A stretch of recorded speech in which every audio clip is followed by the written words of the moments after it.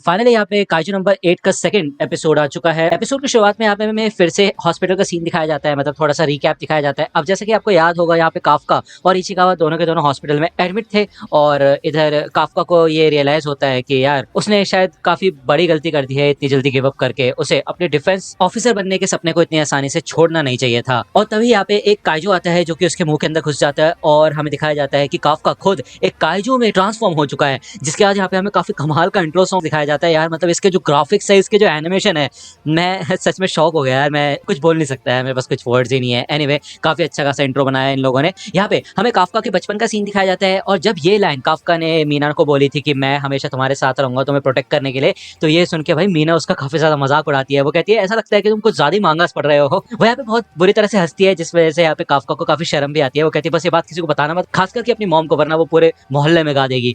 तो यहाँ पे रुकने के बाद मीना ये कहते हैं शुक्रिया, वैसे भी जब तक हम साथ हैं तो हमें डरने की कोई जरूरत नहीं है। दूसरा यहाँ पे हमें बड़ी वाली मीना का सीन दिखाया जाता है जो कि इस हॉस्पिटल में पहुंच चुकी होती है अपनी टीम के साथ और वो कहते हैं यहाँ पे एक काइजू देखा गया है जिसको हमें जल्द से जल्द खत्म करना है। यहाँ पे सिटी में अलर्ट जारी कर दिया जाता है, जिसके बाद लोगों को घर के अंदर रहने के लिए कहा जाता है और सेफ स्पॉट पे जाने के लिए बोला जाता है। ठीक है, वही दूसरा यहाँ पे आपको याद होगा एक बुढ़ा आदमी आता है जिसने कंप्लेंट की थी। वो तो देख के बेहोश हो चुका होता है काफका को और यहाँ पे थोड़े फनी सीन्स हमें दिखाए जाते हैं। साथ ही साथ हमें दिखाया जाता है कि काफका कितना ज्यादा ताकतवर हो चुका है कि उसके हल्के से टच करते साथ ही इधर भाई दीवारें टूटना शुरू हो जाती है। ठीक है ना, जिसके बाद इचिकावा और काफका दोनों के दोनों इस हॉस्पिटल से भाग निकलते हैं। मीना को अपडेट मिल जाता है कि काइजू यहाँ से भागने में सफल हो चुका है और वो कहीं और जा रहे हैं एक इवैक्यूएटेड एरिया में। ठीक है, वही दूसरी ओर इचिकावा में सोचता है कि यार सेनपाई काइजू है, ऐसा कैसे हो सकता है, ये कब से है ऐसा, क्या वो सच में काइजू है भी या नहीं, मेरे को यहाँ पे कंफर्म करके देखना पड़ेगा। यहाँ पे जब वो पीछे मुड़ता है तो वो पूछता है कि क्या आप यही है। तब हमें दिखाया जाता है कि काफका यहाँ पे अलग अलग फॉर्म में मल्टीप्लाई हो चुका होता है। भाई वो अपने पिछले फॉर्म में से काफी ज्यादा अलग हो चुका होता है।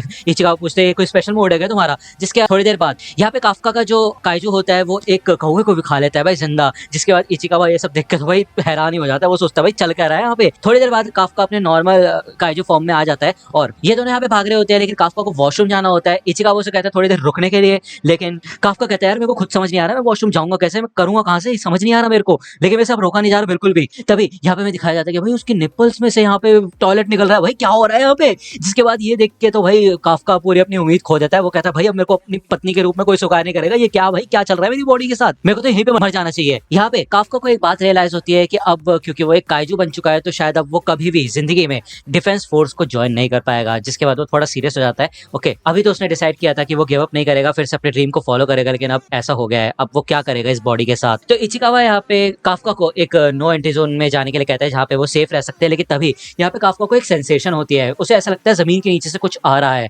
और उसे एक बड़े से काइजू की सेंसेशन होती है। ये काइजू की जो रीडिंग्स होती है वो मीना को भी दी जाती है। जिसके बाद एक टीम को यहाँ पे काफका के पास भेजा जाता है, दूसरी टीम को इस काइजू के पास भेजा जाता है। ओके, दूसरी बार हमें दिखाया जाता है एक छोटी सी बच्ची होती है, उसकी मॉम यहाँ पे फर्नीचर के नीचे दब चुकी होती है इस धमाके के बाद और हमें दिखाया जाता है यहाँ पे भाई पीछे बहुत खतरनाक काइजू होता है और यार वो इस बेचारी बच्ची को खाने वाला होता है क्योंकि ये बच्ची अपने मॉम को छोड़ के नहीं जा सकती यहाँ पे, इसलिए यहीं पे रहती है। तभी इधर काफका आ जाता है और वो एक ही पंच में भाई इस काइजू को बहुत दूर उड़ा देता है। उसको एहसास होता है कि वो कितना ज्यादा ताकतवर हो चुका है।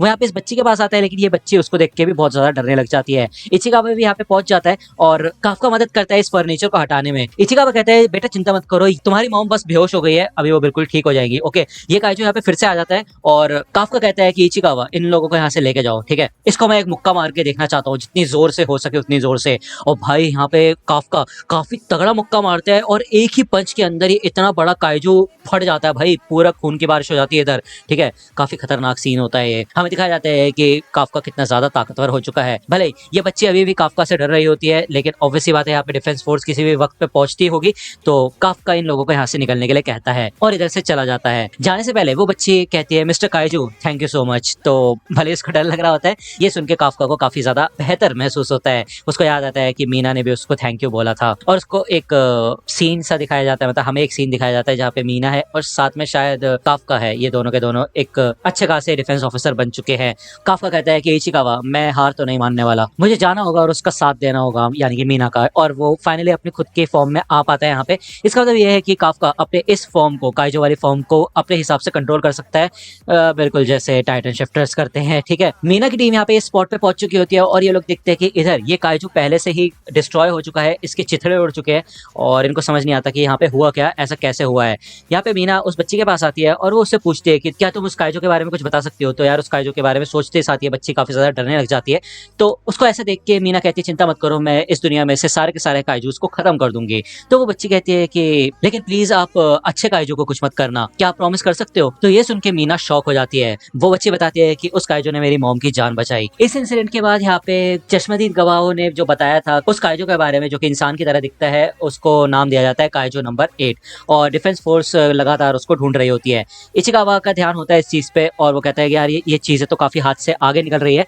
वही दूसरी ओर anti kaiju defence force selection test के फर्स्ट राउंड के रिजल्ट यहाँ पे आ चुके होते हैं। इचिकावा इस फर्स्ट राउंड में पास हो चुका होता है और साथ ही साथ काफका का भी रिजल्ट आ चुका होता है। इस रिजल्ट को वो लेके जाता है काफका के पास, लेके बीच में वो खोल के देखता है इस रिजल्ट को जिसमें वो पास हो चुका होता है ऑलरेडी। ठीक है, तो इचिकावा काफी खुशी से यहाँ पे काफका के पास आता है, लेकिन काफका तो भाई यहाँ पे अपने काइजू वाली फॉर्म में बैठ के नाश्ता कर रहा होता है। तो आते साथ यहाँ पे इचिकावा उसको लात बजाता है और कहता है तुम्हें शर्म नहीं आ रही, तुम्हारा पूरा चेहरा न्यूज चैनल्स पे छाया हुआ है और तुम ऐसे खुले में बैठ के खा रहे हो, किसी ने देख लिया तो दिक्कत हो जाएगी। तो यहाँ पे काफका बताता है कि वो कभी कभी अपनी फॉर्म को कंट्रोल नहीं कर पाता, ऐसा गलती से हो जाता है। तो यहाँ पे हमें पहले का सीन दिखाया जाता है जब हॉस्पिटल के अंदर इचिकावा अपने कंधे पे काफका को उठा के लेके आता है और वो कहता है कि जब वो काइजू आया था वहां पे तो ये लोग वहां से भाग गए थे, जिसके बाद काफका के ऊपर किसी का ध्यान नहीं जाता, शक नहीं होता उसके ऊपर। जब ये रिजल्ट इचिकावा काफका को देता है तो काफका कहता है चलो दिन की शुरुआत तो अच्छी हुई। तो इचिकावा कहता है मुझे तो लग रहा था तुम कुछ ज्यादा खुश हो गए, लेकिन काफका कहता है अरे यार मैं फर्स्ट राउंड में तो पास हो ही जाता हूँ, सेकंड राउंड में बात लगती है बस मेरी। तो इचिकावा कहता है वाह बड़े प्राउड हो यार तुम इस बात पे। तो भाई 3 महीने से यहाँ पे काफका अपनी पूरी मेहनत कर रहा होता है इन टेस्ट रिजल्ट्स में अच्छा परफॉर्म करने की, ठीक है ना। तो वो बहुत मेहनत कर रहा है, तो इस बार तो हार नहीं मानेगा, ये उसका लास्ट चांस है क्योंकि वो 32 ईयर का हो चुका है।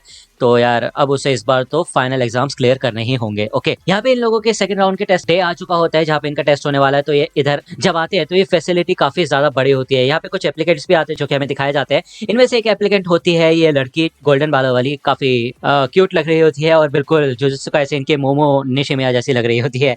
एनीवे ये बंदी आते साथ काफका को बुढ़ा आदमी बोलती है और वो कहती है अपनी वैन यहाँ से हटाओगे क्या, मेरे को वहां पे पार्क करना है क्योंकि मेरा लकी नंबर 5 है तो मैं इस स्पॉट पे पार्क करना चाहती हूँ। ओके, तो ये सब सुनकर तो काफका को काफी गुस्सा आ रहा होता है कि उसने उसे बुढ़ा आदमी कैसे बोला।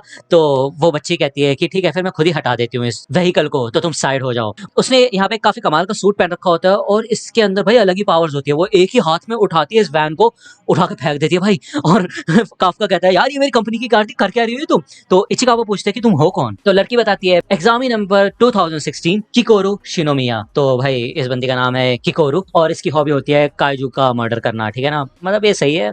इचिकावा इस सरनेम को पहचानता है शिनोमिया और इसके बारे में अभी नहीं बताया गया, ठीक है ना कुछ भी। किकोरू आगे आती है और वो कहती है हे बुढ़े आदमी ऐसा मुझे ही लग रहा है या फिर सच में तुम्हारे अंदर से काइजू की गंध आ रही है? तो यार ये एपिसोड यहीं पे खत्म होता है। तो अगर आपको ये वीडियो पसंद आए तो लाइक करना, सब्सक्राइब कर लो अगर चैनल पे नए हो तो। मिलता हूं आपसे अगली वीडियो में, तब तक के लिए गुड बाय।